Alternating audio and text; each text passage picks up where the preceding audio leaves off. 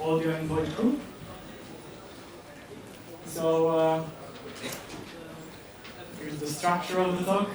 First I will say a bit about me, then a bit about voice crew, so we are all on the same page. And a little story about how I got into this project. Then we go to the voice crew pillars, some core concepts and the art direction, and how they influence the sound.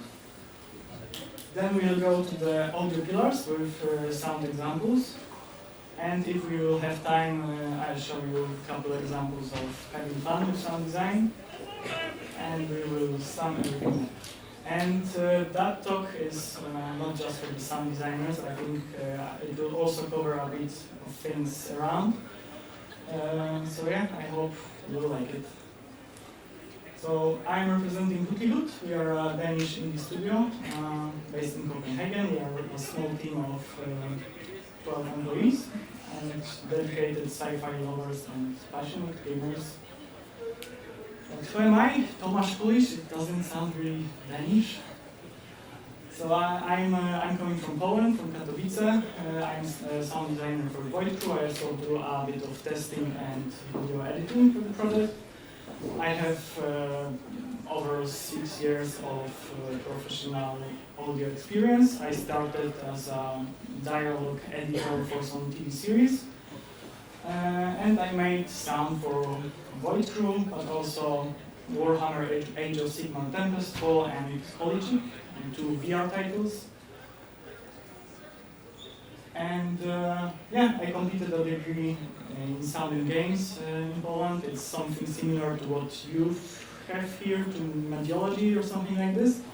And overall, I am a lifelong player, interested also in music production and video editing.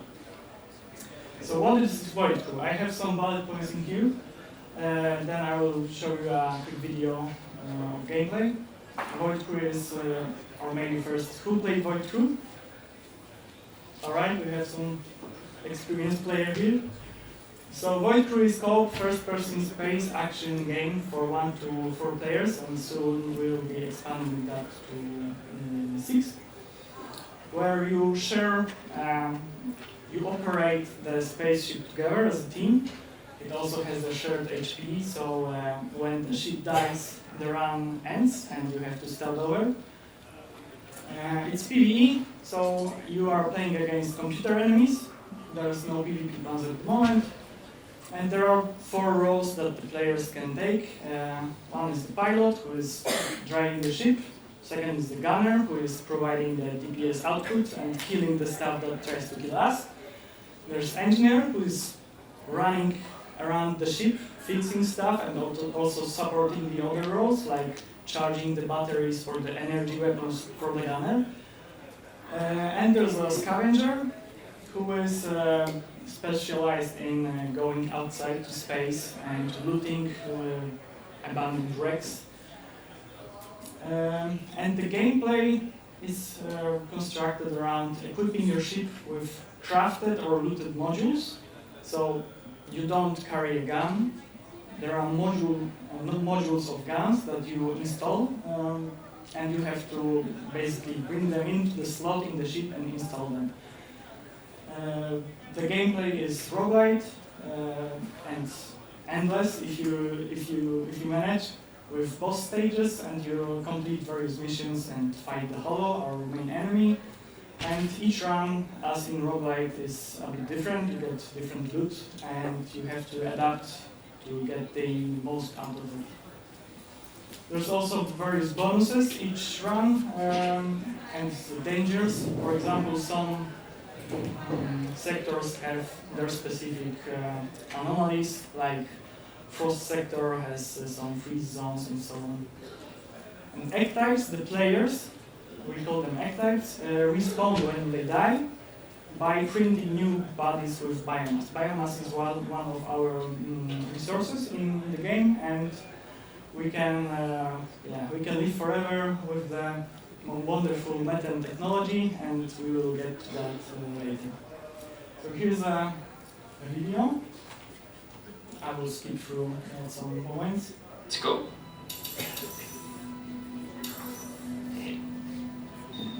Man, sit down. Already said it. So we start in the hub, we pick our roles, we pick the parts as in the beginning, and we go to the mission. There's nothing more fun that you can get when you're a nervous person than a grappling hook.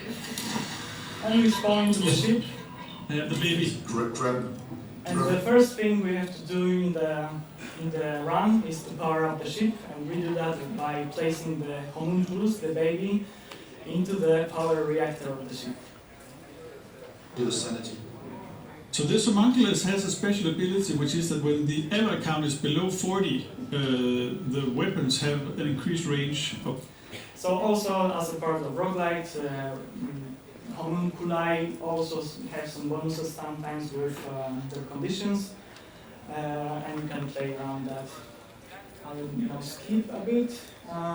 So before we go to the mission, you have to jump into the void tunnel. You have to first charge the void engines of the ship, and you do that. You have to do that by co-op. You have to synchronize with your teammate. Yeah, I'm super ready. Do the count. 3, 2, 1, go. Sync charge achieved. Perfect. To be honest. Alright, with the And Benedict. before starting the actual mission, it's also really good to plan ahead, see what weapons we've got with the starting loadout and how we want to play. One of the strategies is like putting all the modules, all the weapons on one side, so that pilot can position the ship easily for the gunners. So the enemies are only on one side. And the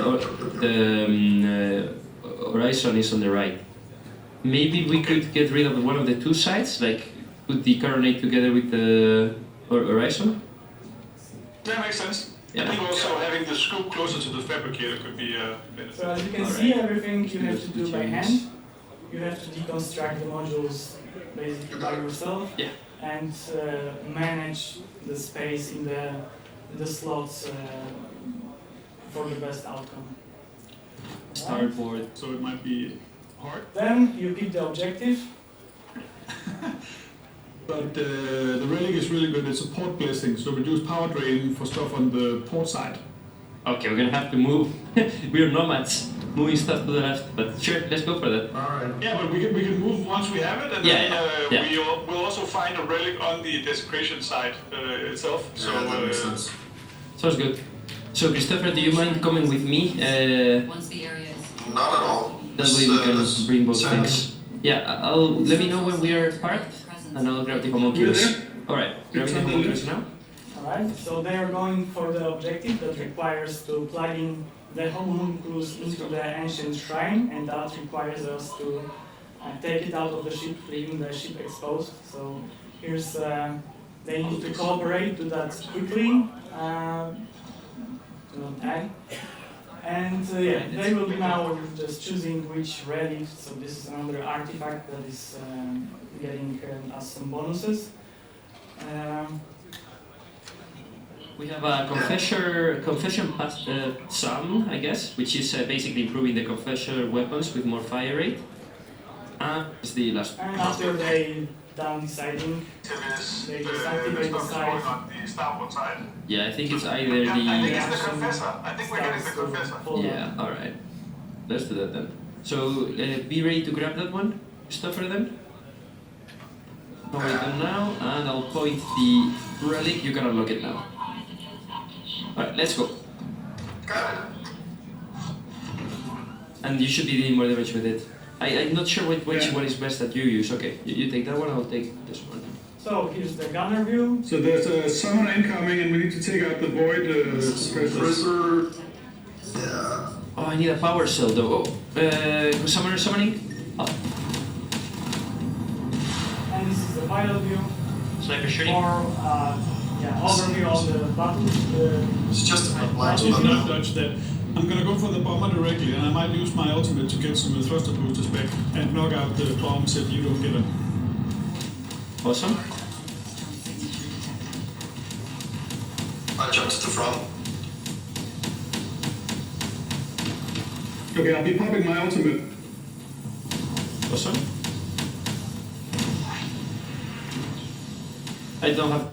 Alright, so the battle then ends, and the next step would be like fixing whatever is left from the ship.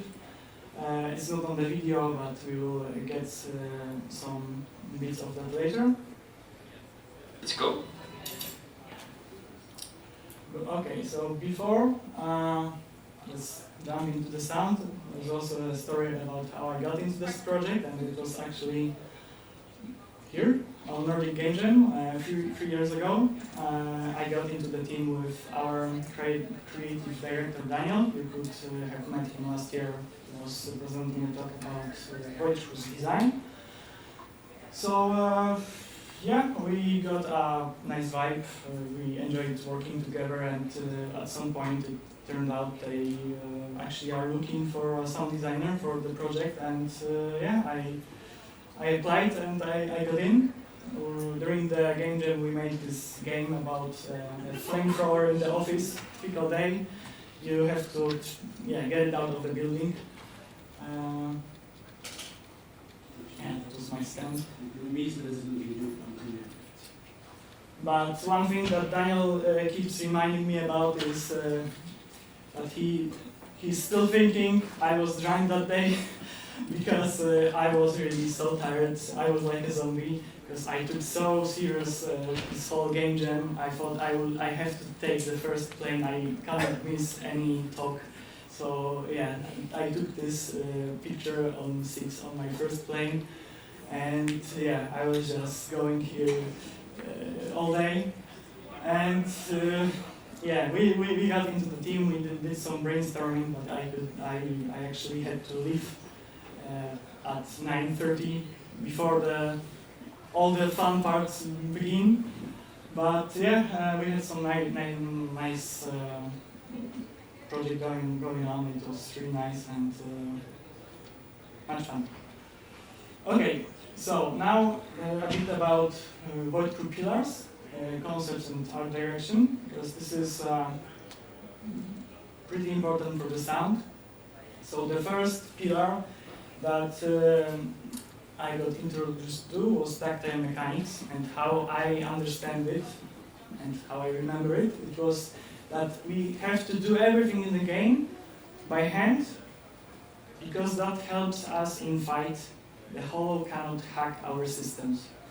So it made so much sense to me. Everything has to be operated manually. You have to, as I said previously, fix everything by hand. You have to craft the modules. Everything you carry, like the ammo or the batteries for the energy weapons, you charge them also manually. But there's also limited power in the ship. All the modules draw power, and if you run out of it, you are at risk of the ship just turning off. And if that happens in the middle of the battle, it can be just deadly. And yeah, a part of that, of the tactile mechanics, is the fact that the ship is breaking apart. You have to fix it, and it's also grounding the players in the world. And for the sound, it meant that it also has to be portrayed in a way in the character of the sound. It cannot be like holograms or some beeping. Just if they are like mechanical big metal pieces of modules, it has to sound like this. But also it has to support clear feedback from the players that the actions were completed, that you succeeded or failed at the interaction. And then we have co-op drama, and that is basically about overcoming the obstacles together, working together as a team. As in the video, they were picking the objectives. You can discuss with your friends what you want to do in the game, and also plan ahead. There are player roles, so there's also role playing involved in that. Yeah, the game can get quite chaotic with that all chaos in action, and at some point somebody will just screw up, and it can either form or break friendships. So yeah, overall it's all about managing the chaos as a team, and if you are good at it, at team play, you can get far, but if it's a mess, you will probably die pretty soon. And the third one is, third pillar is epic space battles, and it's all about the fantasy of manning the spaceship with your friends, going on the missions and looting some laser weapons and so on, fighting varied enemies and bosses.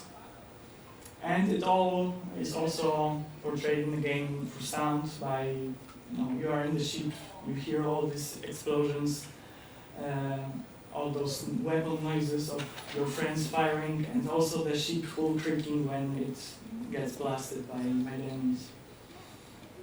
And it's, with the sound, it's building the fantasy of the world. Here's Metam, another concept. I mentioned it already. Metam is the faction that the players are part of. This is what the humanity has become.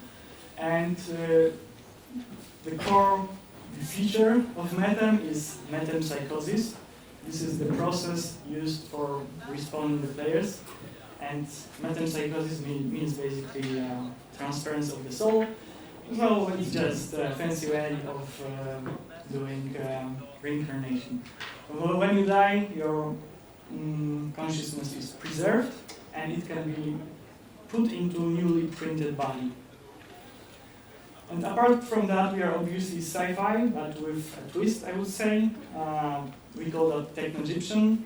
Metam faction is also very religious, and you can see that the Techno-Egyptian style in the visuals, the ornaments, they are all like kind of Egyptian and religious, and yeah, it helps building the identity. So that was the game part, the more game design part, but what about the audio pillars? So when I joined the team, I was the second sound designer working on the game, and the previous one, Troels Jorgensen, who you could know from sound from Deep Rock Galactic, he just told me about this primal sounds idea. So it's about the sound being animalistic, raw, angry, not perfectly clean. I could feel that, I could imagine that as a sci-fi fan. For example, if I could compare that visually, it would be old alien movies, where all the tech is just organic, rusty, and you could just see that it's being used and worn out, versus, let's say, Passengers.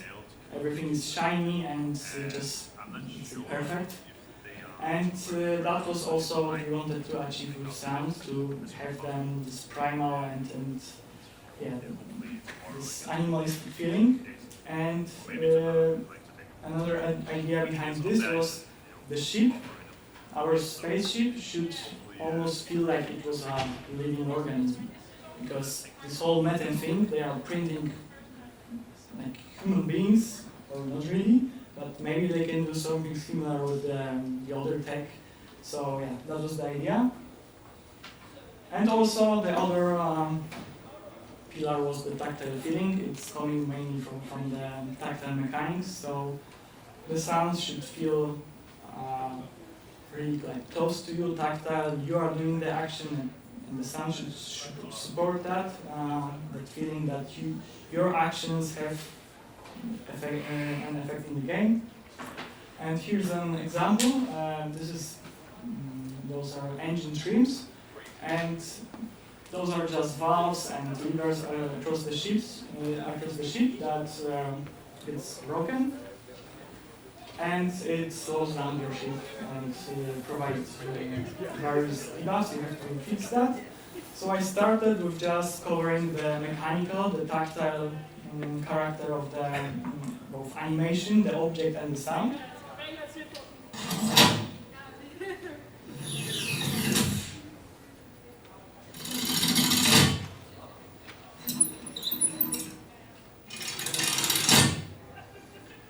And for feedback and for tactile feeling, it was already pretty good. It was enough. It was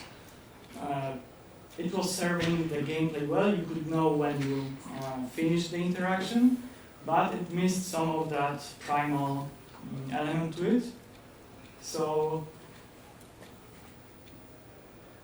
hello.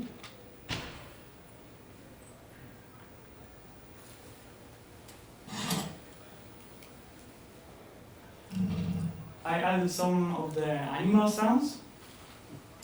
Here I'm showing the session innuendo. Individual layers of added sounds.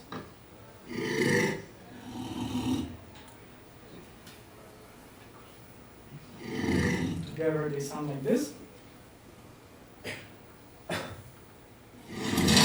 And with the mechanical part, it's so it made the sound like deeper and more organic and more in line with the direction. Here's another example, and all the sounds that you can see, it's stuff like recordings of frogs, camels, sea lions, leopards, or even baboons. But it's all blended together, and some with effects. It just creates this mix that is hard to decipher what is what.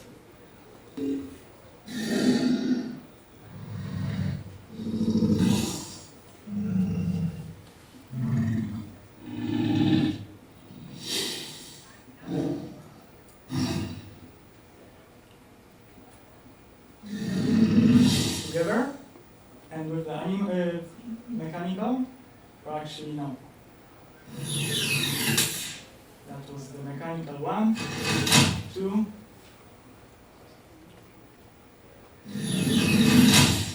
Yeah. So that was it. The engine trims. Then there were elevators. So the original sound here was also very good. What is this? I will maybe just first show you. We have those, I don't know how to call it, lifts, trampolines. It basically uses air to push you up. So what comes to mind? Some air sounds, some wind, and this is how it sounded before my shipment.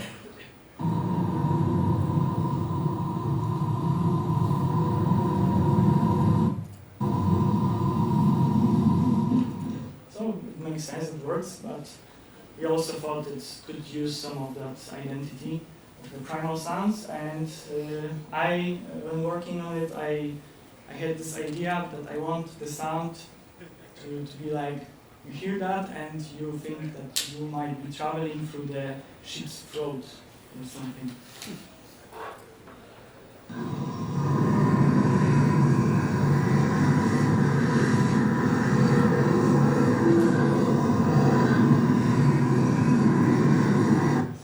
I used also some wind recordings, and I pitched it down and slowed it down, and it all sounds like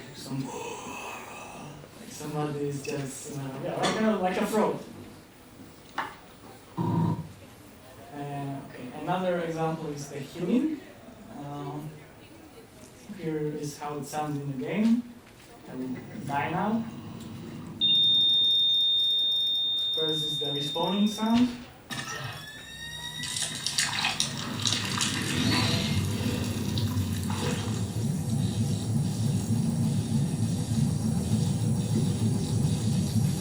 And now it's like heartbeats, some machines going on, printing your body. And how I did that in Fmod. Fmod, who knows what is Fmod? Alright, that's good. Fmod, for those who don't know, it's a middleware plugin used for, like a middleman between an audio designer and a game engine. and it allows us to work much more efficiently. So I have a couple of layers here.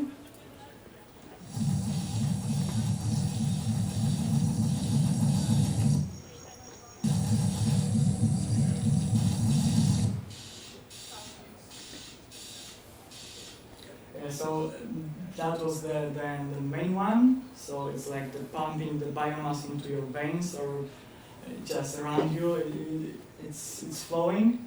Here's like some pump going. Maybe you can't hear it here, but on the headphones it sounds like it's going right and left, pumping the biomass. And then there's this one. And also, I'm not sure if you will be able to hear it here, but it goes around you by random. So it's just like it's printing different parts, and yeah.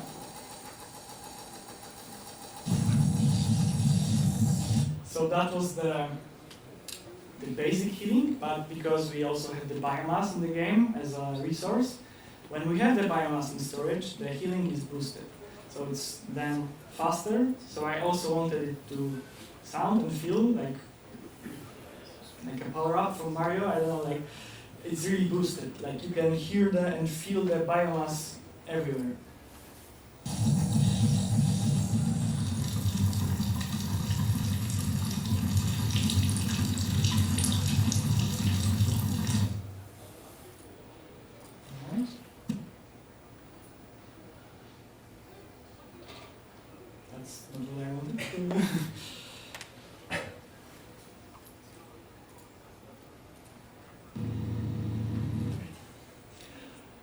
Another one is relic insert. So there was this one objective that you saw in the video, that they were going to this ancient site to retrieve the relics, and those are dead body parts of like revered archetypes. And I double click again. And they provide various bonuses to the game. This one is an eye, I think. When you carry it, it also is a bit mysterious, and you can hear the bubbles.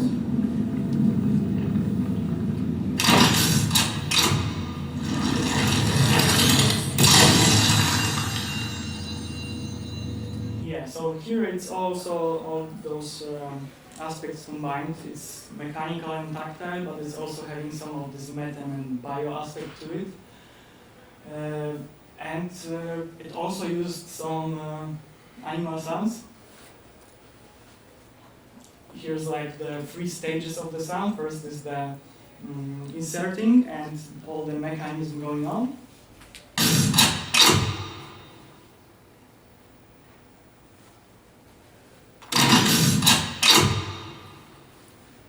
Then, to extract the power from the artifact. This is at least how I see it. Some biomass or some magic liquid gets poured into the container, and basically it's needed as a conductor between the ship and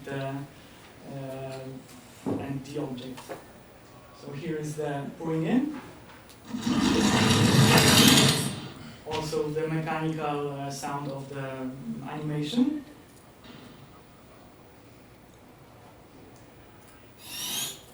And I'm going to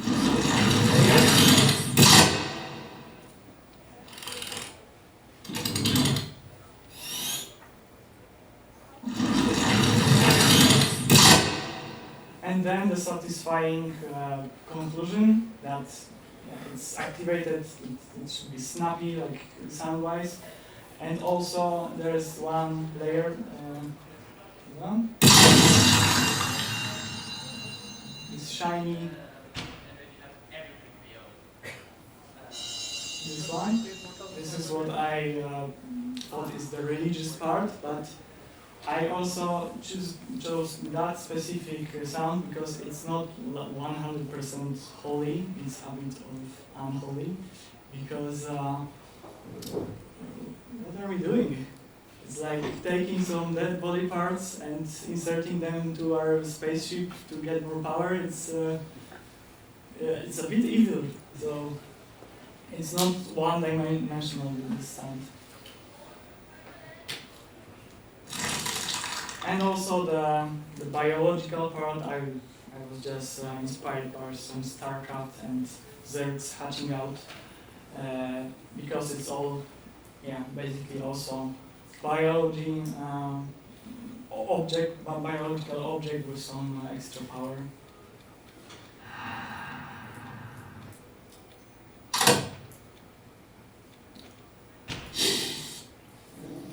And yes. Alright. So that was the primal sound and tactile feeling, but the third pillar that I keep in mind all the time is co-op first. We have a co-op game, and even though we are in space,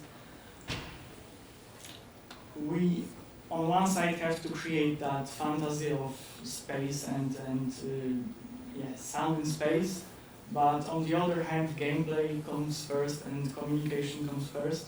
So we have a couple of systems and ways of handling that. One of those is Airlos. This was also made before I joined the team. And this is how it affects the sound. When you go to airlock and you pump all the air out, the sound gets muffled. When you are in space, it's mostly muffled. When you go back, it unfilters. And now I will perform a very dangerous operation, which is venting the ship.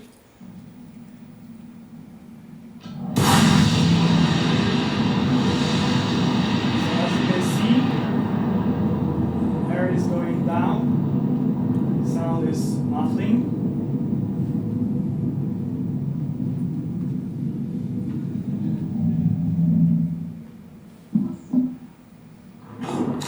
And if you wear out your jetpack, you will start to freeze as well. But you can use the life support to increase some of the temperature. And then we'll be able to hear the sounds that are muffled. And by the way, those sounds are not, because this is also the gameplay element. We wanted those sounds, as this is the only thing that can save you, to be clear. For example, just the door. It's just muffled, and when we are now generating oxygen, or the air basically, the meter goes up,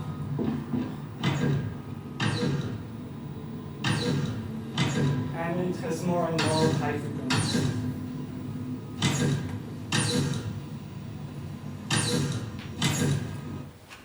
Okay, and how that works in F mode is that we have some groups. One of them is inside ship, and this contains all the sounds from originating from the stuff inside the ship. And one of them is maximal Airlos effects, which is containing all of the sounds that should be affected by it. And as you can see, we have 3 EQs in here that muffle the sound based on some conditions. The quality is not so great in here, but this is wearing the EVA, so when you already wear the jetpack, it already muffles some of the sound. Then there's air loss, so when you pump out the air, it gets muffled. But also things like boarding, which is doing something opposite. When you are EVAing in space and you are boarding the wrecks, your sound is, before you board, your sound is muffled, but when you enter, because you should still be able to hear all those sounds which you are interacting, it unmuffles the sounds a bit. So it opens the filter. So it was a way to balance the gameplay and the space feeling, the immersive effect. Then there's something I call gameplay clarity, because the game can also get pretty hectic and chaotic when everything is going on. And there are some events that should be heard by everyone and understood by everyone, such as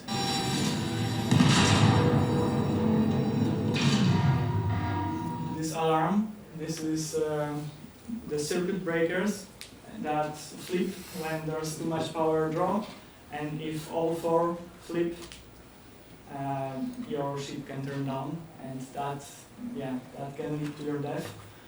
But also, in that co-op sense, you should be able to hear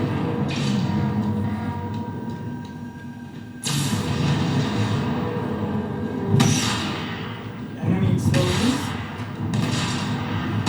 your friends shooting, the enemy explosions to know that something is going on, that gunners are doing their part. But also from the other part of the ship, you should still hear at least a bit from the weapons. Also for the gameplay effect, for the communication, that they are doing it, but also for the fantasy. And also all this ship rambling, so even if you are in the back of the ship, it feels just right to know, and it feels menacing that you can hear it. We are under fire. And how that clarity, with that making space for all those sounds work, is we also have some groups of prioritized sounds. So one of them is this switch power breaker. So when that fires, it also fires a snapshot. Snapshot is an action that you can assign in F-mode, and it can do anything from increasing the volume to putting some filter on. And when the power breaker flips, when the alarm plays, it affects all the sounds with lower priority here. In other groups, it muffles them down, it applies some filter and reduces their volume. So you can hear that at this very moment, because that's at this point more important than ambiances, that's some smoke going on. And yeah, that's why it's here. Okay. And another thing for co-op was our in-game voice chat, which we weren't sure if we should add it, but we did in early access. We tested that, and here are some early tests of that, how it works. 1, 2, 3, 4. Mr. Tomasz is a audio designer. 1, 2, 3, 4. 1, 2, 3, 4. Nothing is happening. 1, 2, 3, 4. Yes. 1, 2, 3, 4, 5, 6, 7, 8, 9, 10, 11. Well. So that was the first way of how it works. So this is like the basic, not so basic, but proximity chat. When you are close, you can hear the other person, where the person is, and the sound is a bit more believable with the reverb, and it attenuates, it fades out a bit when the person is going away. But because we still wanted the co-op aspect to be first, it's not fading out completely. So when I am going away, it's about 10 meters, it transitions to the clear radio comms that are still directional, so you can still hear where your teammate is, but it's not affected by the distance. So that person could be 50 meters away, you could still hear that, and that is good for the gameplay, for the communication. And that was, in our case, more important than, let's say, immersive effect, that if somebody is just going, you don't hear that person. Then there's And now I'm a captain. 1, 2, 3, 4, 3, 4. This is captain speaking. So when you're a captain, when you're a pilot, your voice sounds like it's going through some kind of ship-wide PA speakers, and it's also good for communication. You can hear that this person speaking is the pilot, and usually pilot is the captain. Captain is telling everybody what to do. So if this is captain speaking, you should listen to that person.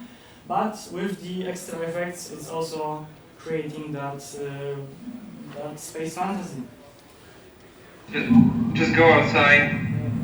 And the third way, now Amazon is going to space, and when you are in space, or if you are inside ship but hear somebody talking from space, it's going through something like walkie-talkie. Those are the effects. 3, 4, 5. What? Yeah. Now I can hear you as EVA, I mean over the radio that will get distorted, so you can keep talking and getting further away. Like okay. And if I'm flying away, you should hear me words, right? Yeah. Slowly. So far it's good. Yeah. How far do I need to go to? Oh, now it gets... For what? Now it gets distorted. It's getting worse? Yeah. Can you hear me worse? Oh yeah, that was getting worse. Yeah, so basically the further away you go, and it gets more distorted.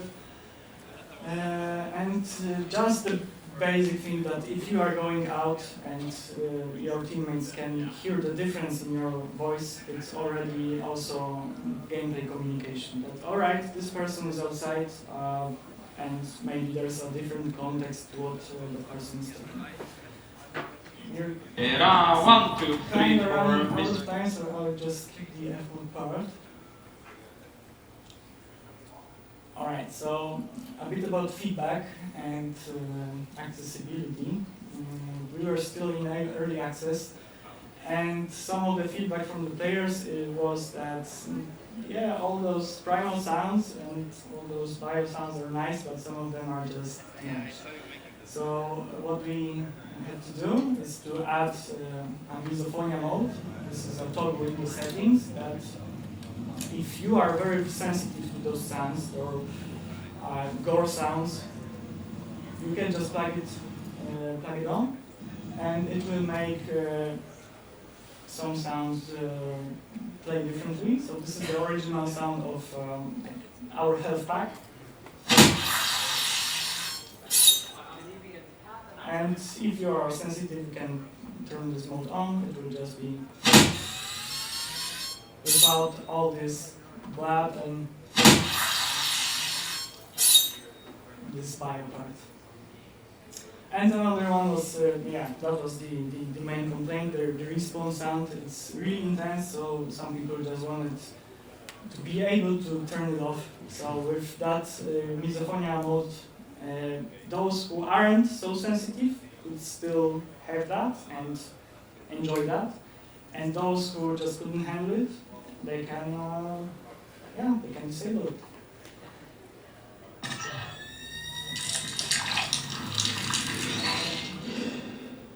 So there's this last breath, first breath actually, in the end. So with the misophonia, the main part would just not play. Alright, but the other thing was there was a feedback that voice chat effects are sometimes too intense. I was really sad because I was so proud of them. But the feedback was I can't hear what you're saying. And I was testing it with a recording from Lauritz, who was our game designer. He's recording from our dev stream, and it was a pretty clear recording from his mic. And when I was adjusting the filters around it, it was all fine because one, the mic was good, and the second, I know this person, I know how he talks. But if you're playing with some randoms over the internet, and some of them have trashy mics, and some weird accents, it can just stand in the way. So we had two ways to tackle this. One is being able to disable the extra effects completely, and that way you can still use in-game voice chat without the effects, but without the need to using Discord or third-party app. Or you could just use the last themes, which were the presets for the intensity, which basically affect how intense the sound is, the effects are.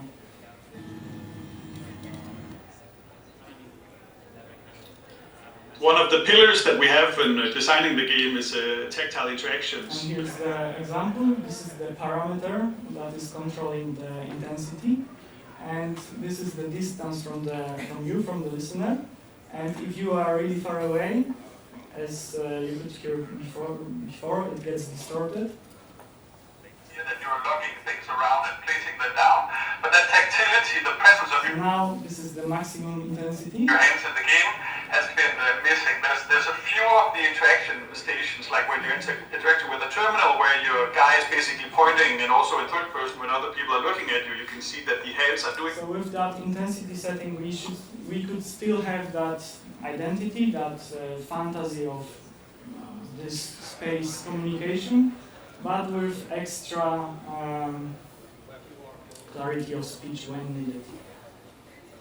Alright, maybe we'll have some time for some fun examples.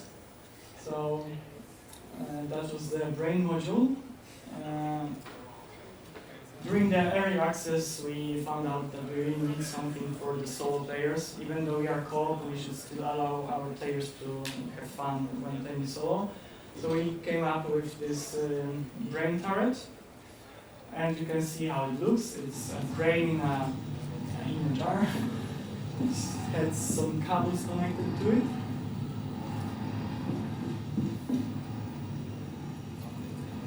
And the direction I got for the sound was, it should sound a bit like R2-D2.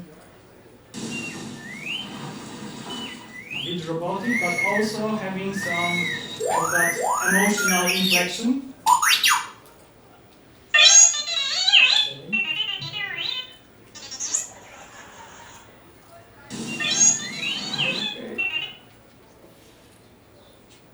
So I made this session with Massive, the synthesizer.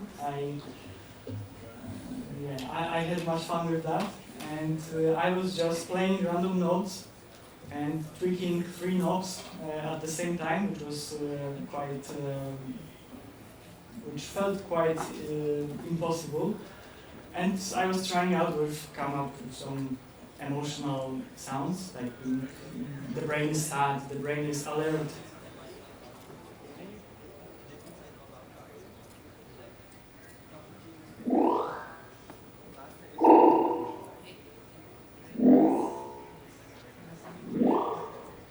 So it's like, oh, something's going on. Maybe some alarm. Also, I think there are some sad noises in here. I really like those. Oh.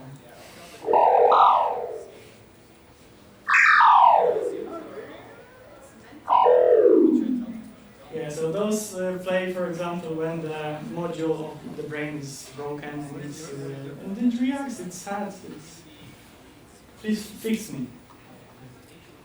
Alright, and the other one is maybe that's also something for the game jam. When the animation is not ready, you can just make the animation yourself. So it was at the point when we are adding battery charging to the game, but we still didn't know how it's gonna look. It didn't end up in the game, but I was already so, I got this idea, I have to do it. So first I made it with my mouth.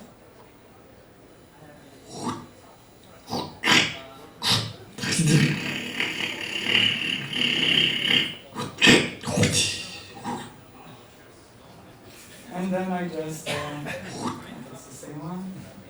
I added some sounds in sync to my mouth noises, and I think this is a great way to design, because you can see the transients when the spikes happen, where is the suspense going on. And this is the final one.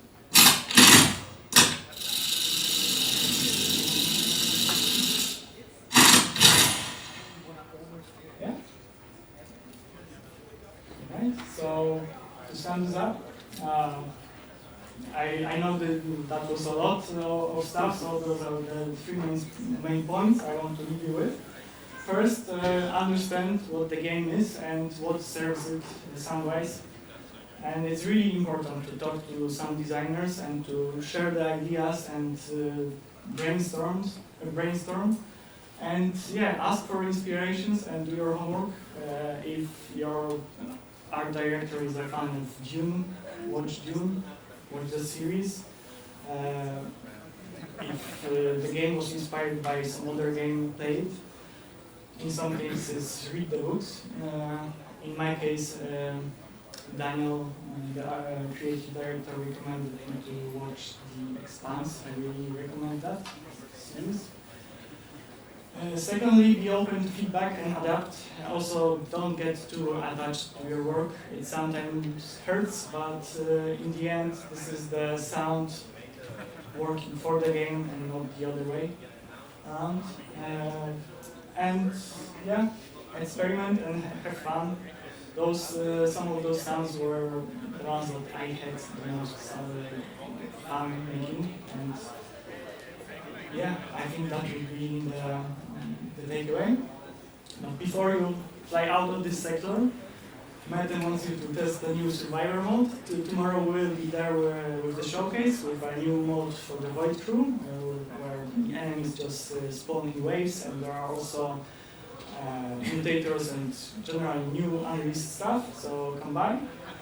And also there's one more thing, we have this greeting in the game, it's called Met and Preserve You, and I think we should all greet our organizers today, so I will do it first and then you repeat.